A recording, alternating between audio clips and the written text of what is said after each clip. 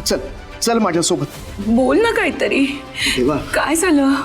अरे हे हे काय आहे?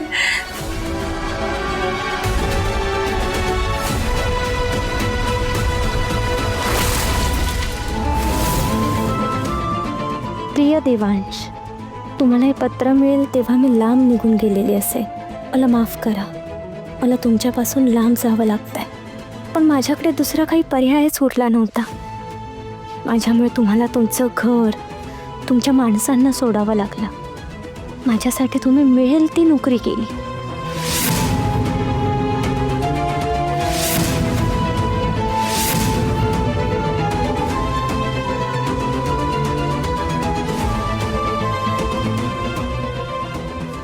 पण गेल्या काही दिवसात जे काही घडलंय त्याने माझी खात्री पटली आहे की जोपर्यंत मी तुमच्या आयुष्यात आहे तोपर्यंत तुमच्या अडचणी वाढतच राहतील.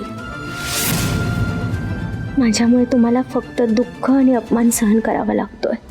म्हणून मी तुमच्यापासून दूर निघून जाण्याचा निर्णय घेतलाय. मला शोधायचा प्रयत्न करू नका.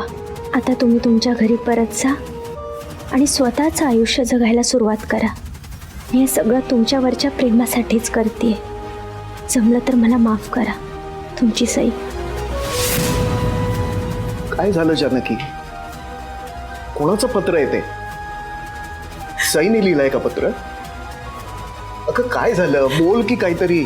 आपली सई आपल्याला आणि देवांशला सोडून निघून गेली आहे.